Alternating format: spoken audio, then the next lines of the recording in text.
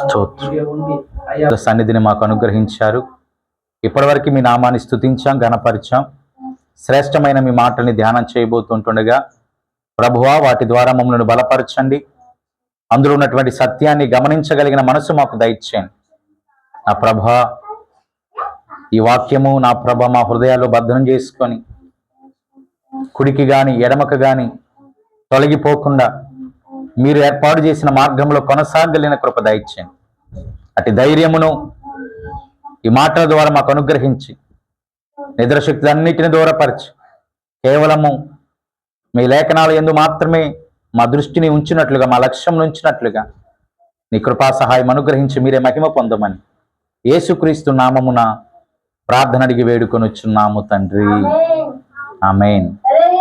పుల్లరా లేఖనాలు గనక మనము పరిశీలన చేయగలిగినట్లయితే దాదాపుగా పాత నిబంధనలో ఇశ్రాయేలు జనాభాని నడిపించినటువంటి నాయకుడైనటువంటి మోషేని బట్టి అనేక శ్రేష్టమైనటువంటి మాటలు రాయబడి ఉన్నాయి.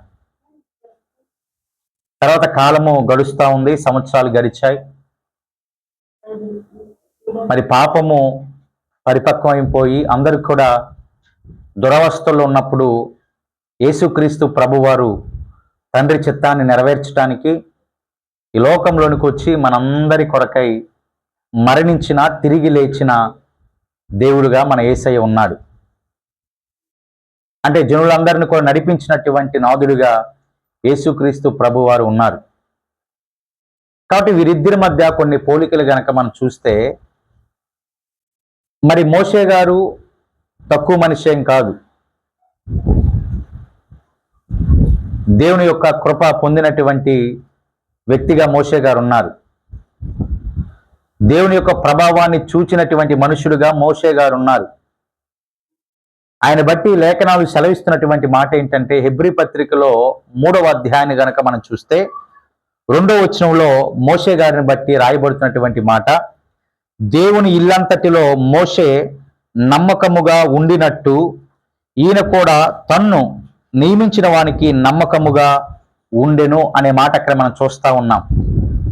మోషే గారిని బట్టి రాయబడుతున్నటువంటి మాట పుల్లరా, దేవుని ఇల్లంతటిలో మోషే గారు ఎలాగున్నారంటే నమ్మకముగా ఉన్నారు. ఆమేన్. మోషే గారి స్థితిని బట్టి చెప్పబడుతున్నటువంటి మాట, ఆయన నమ్మకముగా ఉన్నాడు. మోషే గారు నమ్మకముగా ఉన్నారు. కింద వచనాన్ని గనక మనం చూస్తే, ప్రతి ఇల్లును ఎవడైనా ఒకని చేత కట్టబడును, సమస్తమును కట్టినవాడు దేవుడే. సమస్తమును కట్టింది కూడా, సమస్తమును బాగు చేసేది కూడా, సమస్త కార్యములను సఫలం చేసేది కూడా దేవదేవుడే అనే మాటని ఇక్కడ మనం చూస్తా ఉన్నాం. ఇంటికంటే దానిని కట్టిన వాడు ఎక్కువ ఘనత పొందినట్లు ఈయన మోషే కంటే ఎక్కువ మహిమకు అర్హుడుగా ఎంచబడెను. దేవునికి స్తోత్రం కలుగును గాక. యేసుక్రీస్తు ప్రభువారు మోషే కంటే ఎక్కువగా అర్హుడుగా ఎంచబడ్డాడు. కాబట్టి క్లియర్గా మనకు అర్థమవుతున్నటువంటి మాట, మోషే గొప్పవాడు కాదంటలేదు, కానీ ఈయనకంటే సమస్తాన్ని కట్టినటువంటి ఆయన లేదా యేసుక్రీస్తు ప్రభువారు ఇంకనో గొప్పవాడు. ఆమేన్. ఆయన ఇంకా గొప్పవాడు పుల్లరా. కాబట్టి నేటి దినాన అటువంటి గొప్పవాడు అయినటువంటి యేసుక్రీస్తు ప్రభువారిని ఆరాధిస్తున్నటువంటి మనము కూడా గొప్పవారమే. మనమేమి సాధారణమైనటువంటి జనులం కాదు పుల్లరా. సాధారణమైనటువంటి మనుషులం మనం కాదు. సర్వోన్నతమైనటువంటి దేవుని కుమారులుగా, కుమార్తెలుగా ఉన్నాం. ఎందుకంటే సమస్తము కట్టింది ఆయనే కాబట్టి ఆయన కుమారులుగా, కుమార్తెలుగా మనం జీవిస్తూ ఉంటున్నటువంటి పరిస్థితులను మనం చూస్తూ ఉంటున్నాం. కాబట్టి జీవితకాలం అంతటిలో మనము ఎవరికి నమ్మకంగా ఉండాలంటే సర్వోన్నతమైనటువంటి దేవునికి నమ్మకంగా ఉండాలి. ఎక్కడ కూడా మన విశ్వాసాన్ని పోగొట్టుకోకుండా, ఏ పరిస్థితుల్లో కూడా మన విశ్వాసాన్ని తాకట్టు పెట్టకుండా నమ్మకముగా మోషే గారు ఎంత నమ్మకముగా జీవించారో మనము కూడా మన విశ్వాస స్థితిగతులలో యేసయ్యను ఆరాధన చేస్తున్నటువంటి మనమందరం కూడా అంతే నమ్మకముగా జీవించాలి. పుల్లరా, ఈ మోషే గారి యొక్క స్థితిని కొద్ది సమయం గనక మనం చూస్తే, మోషే గారిని బట్టి యేసుక్రీస్తు ప్రభు వారిని బట్టి 2-3 మాటలు గనక మనం చూడగలిగినట్లయితే, దేవదేవుడు ఒకానొక దినాన ఒకరి కోసం ఎదురు చూస్తా ఉన్నారు. లేఖనాల్లో నుంచి ఆ మాటను ఒకసారి మనం చూద్దాం. యెహెజ్కేలు గ్రంథాన్ని గనక ఒకసారి మనం చదవగలిగినట్లయితే పుల్లరా, యెహెజ్కేలు గ్రంథము 22వ అధ్యాయము 30వ వచనాన్ని ఒకసారి మనం చదువుదాం. అక్కడ రీతిగా ఒక మాట రాయబడి ఉంది పుల్లరా.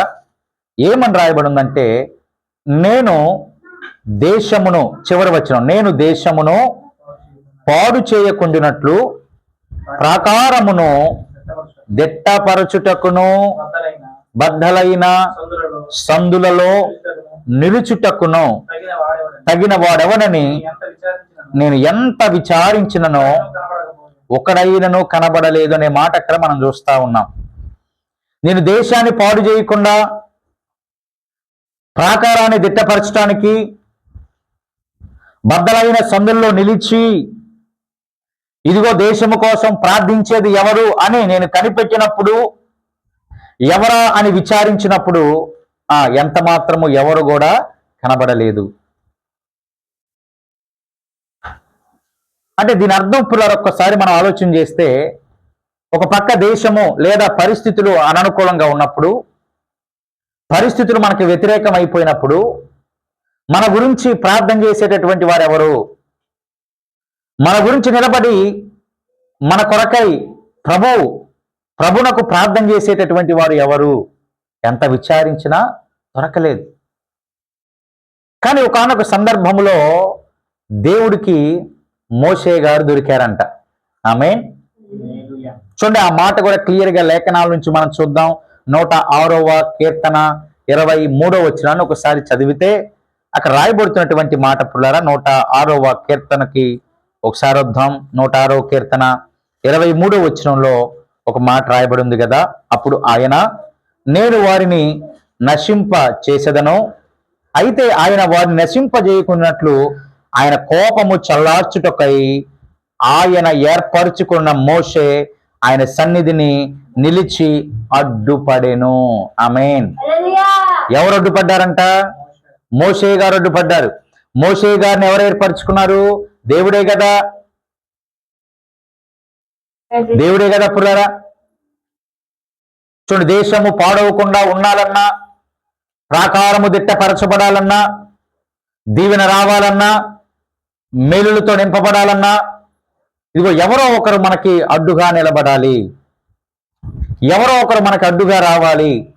మన పక్షమై ప్రార్థన చేసేటటువంటి వారు రావాలి. దేవుడు అనుకున్నప్పుడు, వీరు నశింప చేయాలి అని అనుకున్నప్పుడు, అక్కడ జరిగినటువంటి ఒక సంఘటన కనుక మనం చూస్తే, ఆయన కోపము చల్లార్చడానికి, దేవుని కోపము చల్లార్చడానికి అంట పుల్లరా, ఆయన ఏర్పరుచుకున్నటువంటి మోషే ఆ సన్నిధిన జనుల పక్షమై అడ్డుగా నిలబడ్డాడు. కాబట్టి మోషే ఇల్లంతటిలో నమ్మకమైన వాడుగా ఎంచబడ్డాడు. ఎందుకంటే జనుల పక్షమై నిలిచాడు కదా, జనుల పక్షమై ప్రయాసపడ్డాడు కదా, దేవుని సన్నిధిలో జనుల కోసం అడ్డుగా నిలబడ్డాడు కదా. కాబట్టి మోషే ఎవరంటే ఇల్లంతటిలో నమ్మకమైన వాడు. ఇల్లంతట్లో ఇప్పుడు నమ్మకమైన వాడు ఎవరంట? మోషే. కానీ కింద వచ్చిన ఏం చూసేందాక మూలవాక్యం, ఆయన కంటే గొప్పవాడు కూడా ఉన్నాడు, ఆయనే అర్హుడు, సమస్తాన్ని కట్టింది ఆయనే నజరేయుడైన యేసుక్రీస్తు ప్రభువారు. హల్లెలూయా. మనం ఒక పాట పాడుతూ ఉంటాం కదా పుల్లరా, మోషే కంటే శ్రేష్ఠుడు అన్ని మోసముల నుండి విడిపించెన్, మోషే కంటే శ్రేష్ఠుడు అన్ని మోసముల నుండి విడిపించున్, వేషధారులను ద్వేషించున్, ఆశతో బ్రోకెదము, వేషధారులను ద్వేషించున్, ఆశతో బ్రోకెదము, సాగిల పాడి మ్రోకెదము. హల్లెలూయా. ఎవరికంటే శ్రేష్ఠుడంట? మోషే కంటే ఆయన శ్రేష్ఠుడు. సమస్తాన్ని కట్టింది ఆయనే. ఆయన ఇల్లంతటిలో నమ్మకమైన వాడైతే ఆ ఇంటి నిర్మించింది యేసయ్య. దేవునికి స్తోత్రం కలుగునుగా. కాబట్టి నాటి దినమున ఎవరున్నారు, నా సన్నిధిని అడ్డుపడేటటువంటి వారు ఎవరున్నారు, దేశము పాడవకుండా, ప్రాకారము పాడవకుండా, ఇదిగో బద్దలైనటువంటి సందులలో నిలవబడి ప్రార్థన చేసేటటువంటి వారు ఎవరా అని ఎదురు చూసినప్పుడు ఆయన ఏర్పరచుకున్నటువంటి మోషే, ఆయన కోపము చల్లార్చేటటువంటి విధానములో మోషే గారు ప్రార్థన చేసినట్లుగా, ఆయన సన్నిధిని అడ్డుపడినట్లుగా ఈ వచనం ద్వారా మనం చూస్తా ఉన్నాం. కాబట్టి ఇప్పుడు మోషే కంటే యేసుక్రీస్తు ప్రభువారు ఎలా గనుడో గనక మనం చూస్తే లేఖనాల్లో కొన్ని మాటను ఒకసారి మనం చదువుదాం పుల్లారా. ఒకసారి ఆ రోమా పత్రికకు మనం వచ్చేద్దాం. రోమా పత్రికలో యేసుక్రీస్తు ప్రభువారిని బట్టి చాలా శ్రేష్టమైనటువంటి విషయాలు మనం అక్కడ చూడొచ్చు పుల్లారా. యేసుక్రీస్తు ప్రభువారిని బట్టి రాయబడుతున్నటువంటి మాటలు గనక మనం చూస్తే చూడండి ఒకసారి 5వ అధ్యాయము రోమా పత్రిక 5వ అధ్యాయము 19వ వచనాన్ని చదువుదాం. 19వ వచనం చదవండి పుల్లారా. ఏలయనగా ఒక మనుషుడి అవిధేయత వలన అనేకులు పాపులుగా, అది ఒక మనుషుని అవిధేయత వలన అనేక మంది పాపులుగా ఎలాగ చేయబడ్డారో ఆ మనుషుడు ఎవరో మనకు తెలుసు. ఎవరండి? ఆదాము ద్వారా, అవ్వ ఆదాము ద్వారా మొదటి దినమున మనకేమొచ్చేసిందంటే మొదటి దినాల్లో పాపము అనేటటువంటిది వచ్చేసింది. ఇక పాపం ఏం చేస్తుందంటే మనుషులందరినీ కూడా ఏలుబడి చేస్తా ఉంది. అందుకే రాయబడుతున్నటువంటి మాట, ఒక మనుషుని అవిధేయత వలన అనేకులు పాపులుగా చేర్చబడ్డారు. కనుక రాయబడుతుంది, అలాగే ఒకని విధేయత వలన అనేకులు నీతిమంతులుగా చేయబడుదురు. దేవునికి స్తోత్రం. ఒక మనుషుని అవిధేయత వలన అనేక మంది ఏమైపోయారంట? పాపులుగా అయిపోయారు. ఒక మనుషుని విధేయత వలన పాపులు కాస్త ఏమయ్యారు? ఇక్కడ నీతిమంతులుగా అయ్యారు. పాపులు కాస్త ఏమైపోయారండి? ఎవరి విధేయత వలన? నజరేయుడైన యేసయ్య. అందుకే ఆయన అర్హుడు. అందుకే ఆయన సమస్తమును కట్టినవాడని లేఖనం మాట్లాడుతూ ఉంది. ఇంటిలో నమ్మకస్తుడు మోషే అయితే దాన్ని నిర్మించింది యేసయ్య. చూడండి, ఒక మనుషుని అవిధేయత ద్వారా పాపం వచ్చేసింది. పాపం అంతా కూడా ప్రపంచాన్ని ఏలుబడి చేస్తా ఉంది.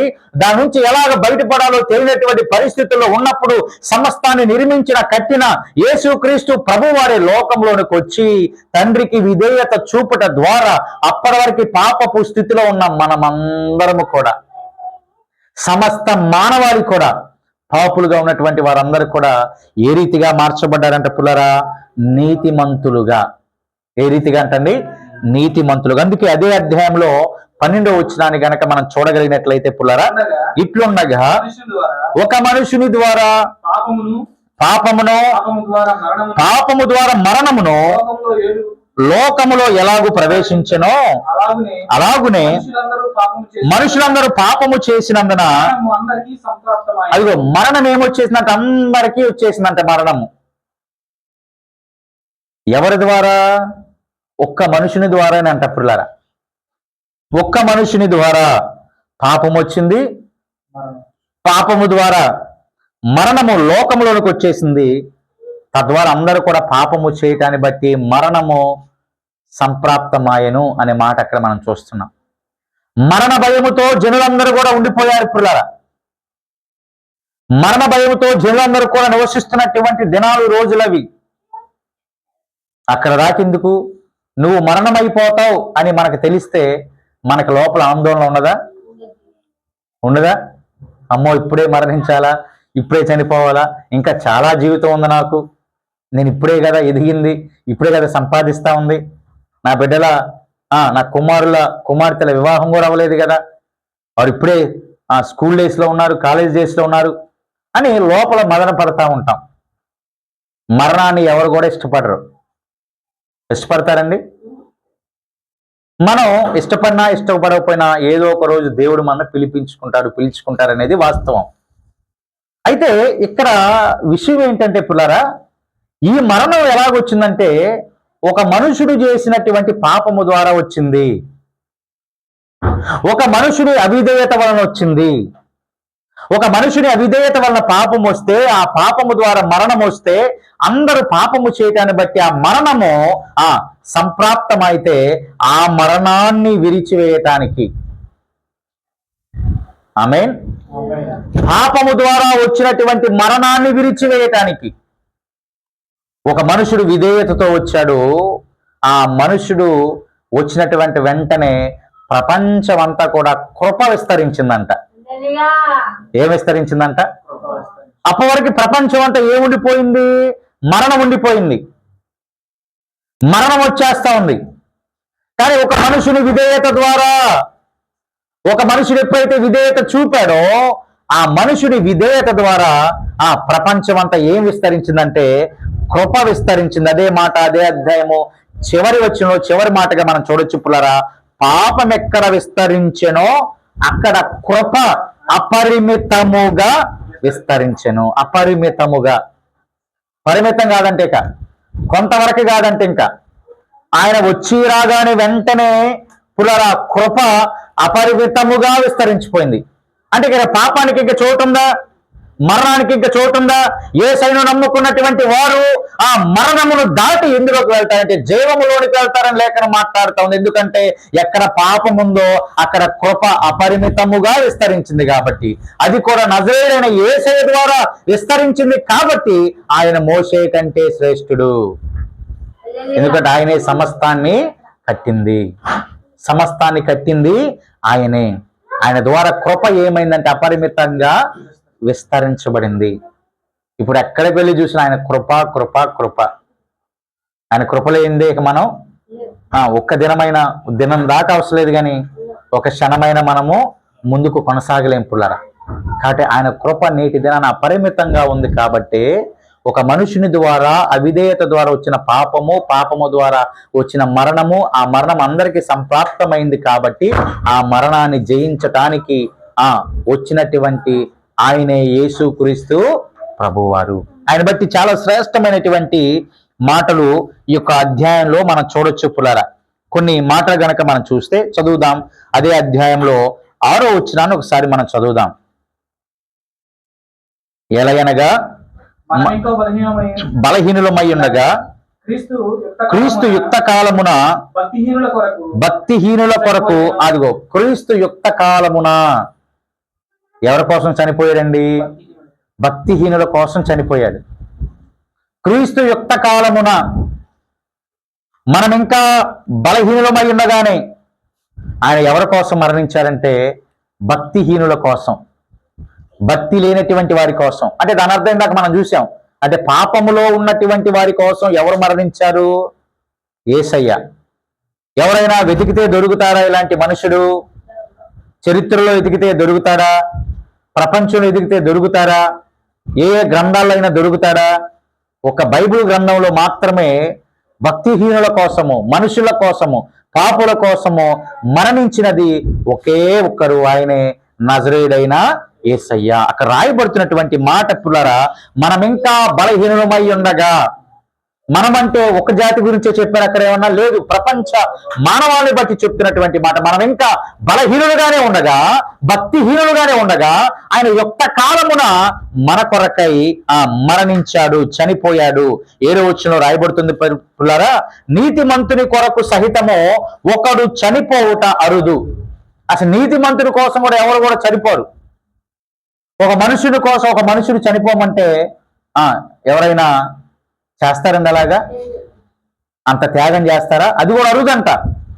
ఎవరు ఆ మనుషులు? నీతిమంతుని కోసమే చనిపోవటం చాలా అరుదైతే అక్కడ రాయబడుతుంది, మంచివాని కొరకు ఎవరైనా ఒకవేళ తెగింపవచ్చు. ఒకవేళ మంచివాని కోసము ఒకానొక సందర్భంలో ఎవరైనా ప్రాణం పోగొట్టడానికి ఇష్టపడవచ్చేమో, తెగించొచ్చేమో.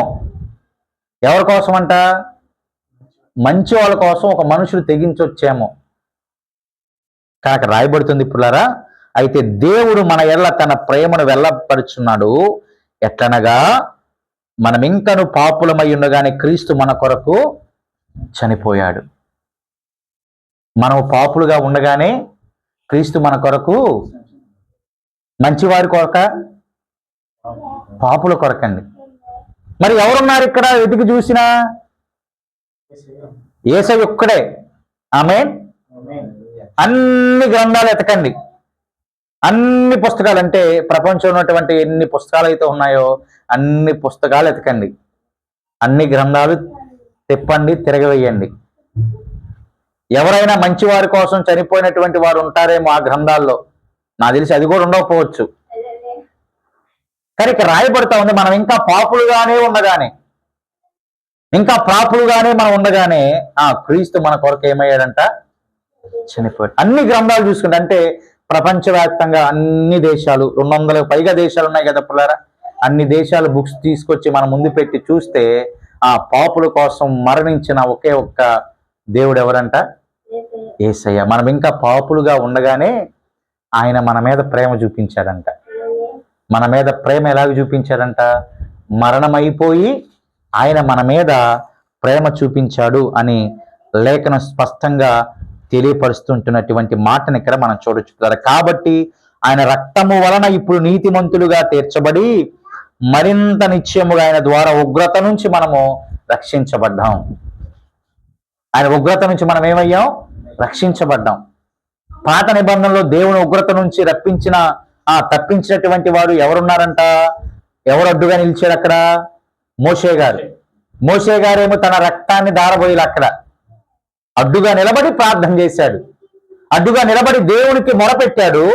ఆ దేవుడు మొరను ఆలకించి ఆ కోపము నుంచి, ఉగ్రత నుంచి బయటపడేటట్లు చేశాడు. కానీ ఇక్కడ ఈ మనిషి ఇట్టగాదుగా. ఆమేన్.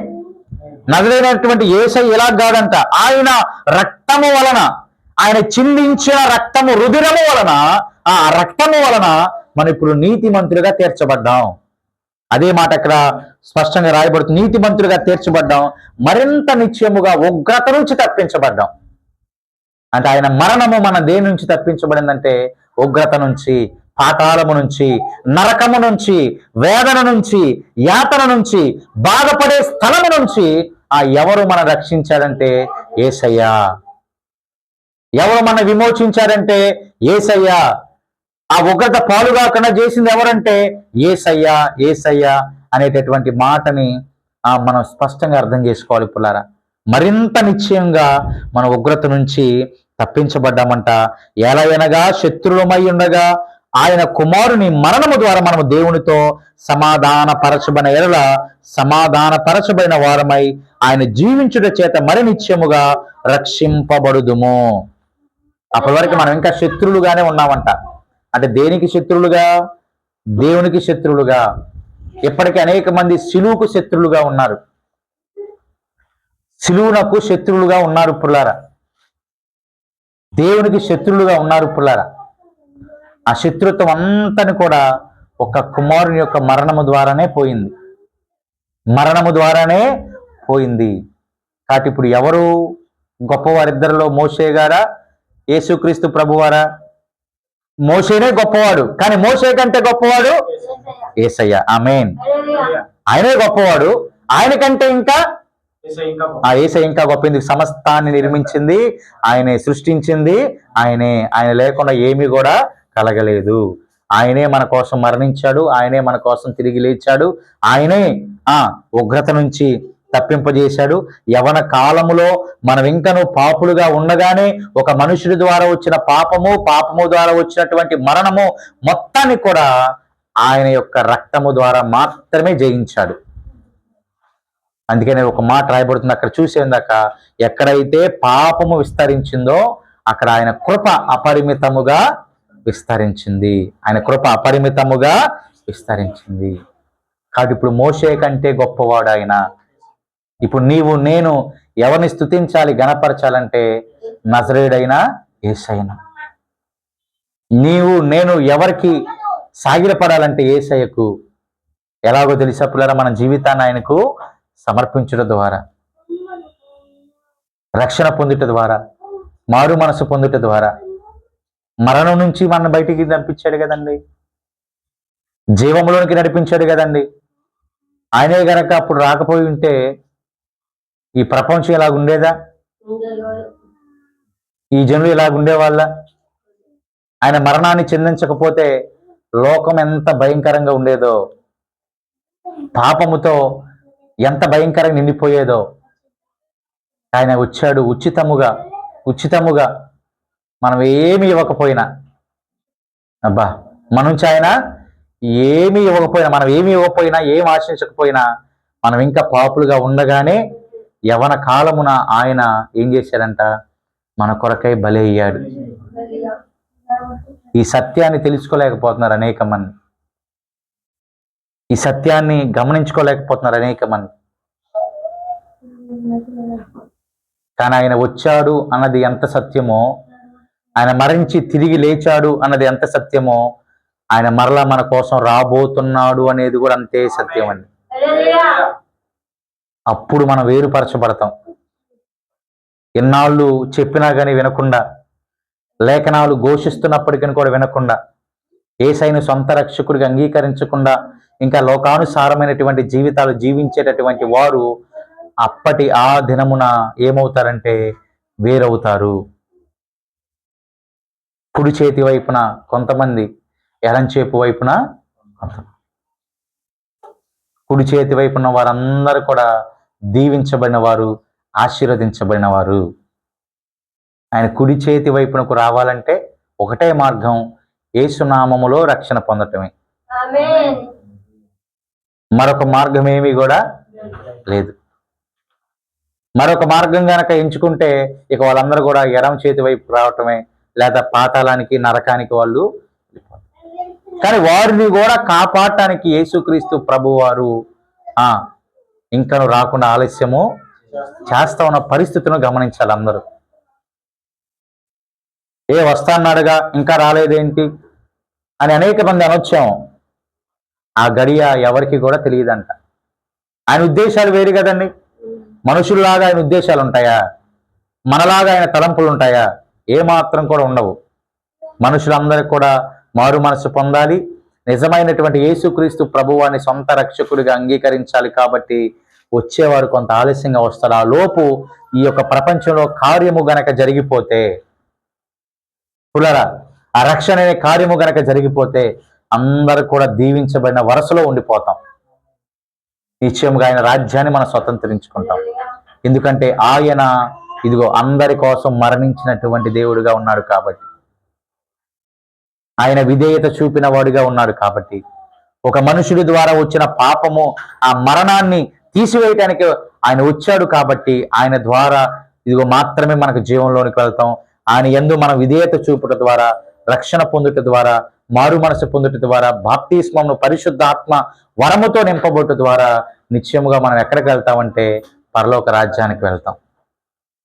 ఇంకా ఈ మాటలు వింటున్నటువంటి ప్రియులారా, ఇంకా ఎవరైనా రక్షణ, మారు మనసు, బాప్తిస్మ అనుభవం లేకపోతే నేడు అనే సమయమే మనది, రేపు అనేది మాత్రం మనది ఏమాత్రం కాదు. రోజు ఎలా గడుస్తుందో ఎవరికి తెలియటిల్లా, రోజు ఎలా ఉంటున్నాయో ఎవరికి తెలియటిల్లా. మనకైన వారే ఈరోజు వెళ్ళి రేపు కనబడినటువంటి పరిస్థితులను చూస్తూ ఉన్నాం.